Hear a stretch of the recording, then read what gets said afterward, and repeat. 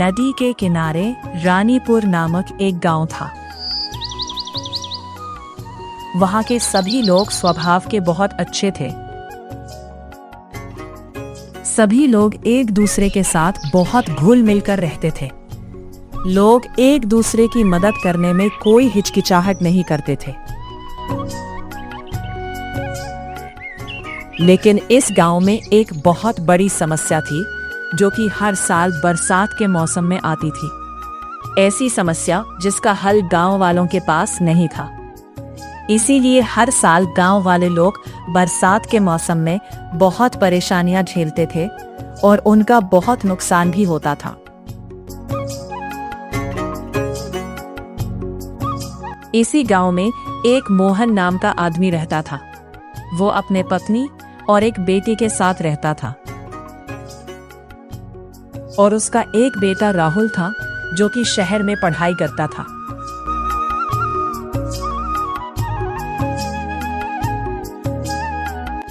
क्या बात है, आज तुम कुछ चिंतित लग रही हो? क्या सोच रही हो? कोई बात है क्या? हाँ, सोच रही थी कि बरसात का मौसम आने वाला है। हर साल की तरह इस बार भी नदी का पानी सभी के घरों में घुस जाएगा और बहुत नुकसान झेलना पड़ेगा और साथ ही साथ बहुत परेशानियां झेलनी पड़ती हैं, सो अलग।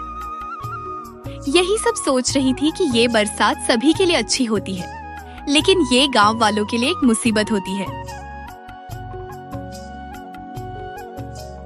हाँ भाग्यवान, बात तो सही है, लेकिन हम कर भी क्या सकते हैं?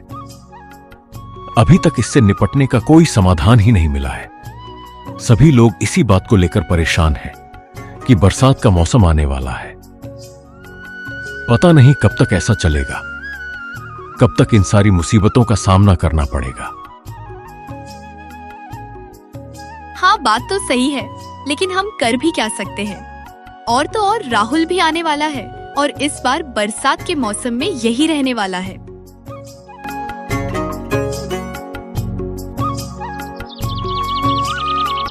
धीरे धीरे बरसात का मौसम नजदीक आता गया। जैसे जैसे बरसात का मौसम नजदीक आता गया, वैसे वैसे लोगों की चिंता बढ़ती गई। लेकिन हर बार की तरह लोग कुछ नहीं कर पा रहे थे। कुछ दिनों बाद राहुल अपने गांव आया। आते ही वो अपनी माँ से बोला, माँ, जब मैं घर आ रहा था तो गांव वाले बहुत परेशान लग रहे थे। आखिर क्या बात है जो सभी गांव वाले बहुत परेशान दिख रहे थे? हाँ, वही हर साल की बरसात वाली समस्या को लेकर सभी गांव वाले बहुत परेशान हैं, क्योंकि अभी तक बरसात से होने वाली समस्याओं का कोई भी समाधान नहीं मिला है। राहुल ये बात सुनकर बहुत उदास हो जाता है। अगले दिन वो अपने पापा के साथ नदी किनारे घूमने जाता है। वहां देखता है कि नदी किनारे बहुत सारे प्लास्टिक की बोतलें और डब्बे कचरे में पड़े हैं और कुछ बोतलें पानी पर तैर भी रहे हैं। ये सब देखकर उसके मन में एक विचार आता है। वो अपने पापा से बोलता है, क्यों ना ये सभी प्लास्टिक की बोतलों से कुछ ऐसा बनाया जाए जिससे कि बरसात का समाधान हो सके। वो कैसे? इससे क्या ही बरसात का समाधान होगा? ये तो खुद कचरे की ढेर है। ये कचरा तो खुद एक मुसीबत है। पता नहीं तुम्हारे मन में क्या चल रहा है, कुछ मुझे भी बताओ। हाँ, समाधान हो सकता है और साथ ही साथ इस नदी की सफाई भी। इसके लिए मेरे पास एक विचार है। बस मैं जैसा कहता हूं वैसा आप मेरा साथ दीजिए।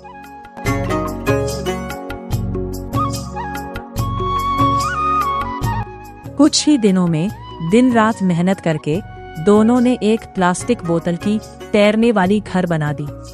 ये बात पूरे गांव में फैल गई।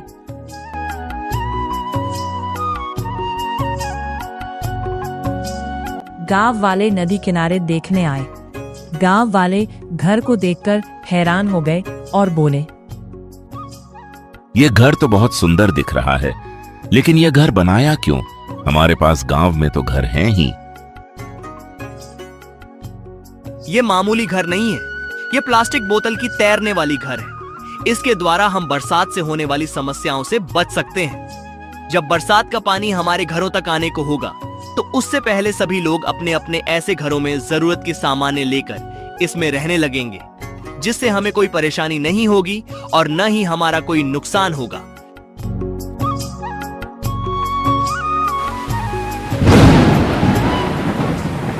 बरसात का समय आया और नदी का पानी गांव के घरों में भरने लगा और सभी लोग अपने अपने जरूरत का सामान लेकर बोतल हाउस में चले गए। सभी गांव वाले खुश थे, क्योंकि इस बार बरसात के मौसम में किसी को भी परेशानी नहीं हुई और ना ही किसी का कोई नुकसान हुआ।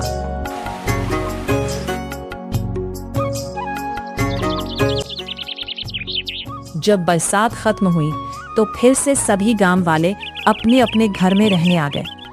पूरे गांव में राहुल के काबिलियत की तारीफ होने लगी और फिर कभी भी बरसात के मौसम में गांव वाले लोगों को कोई परेशानी नहीं हुई।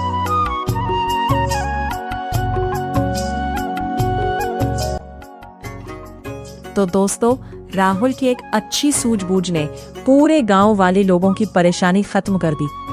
इसी तरह से हमें भी कोई भी परेशानी में सूझबूझ से काम लेना चाहिए और दूसरों की भी मदद करनी चाहिए।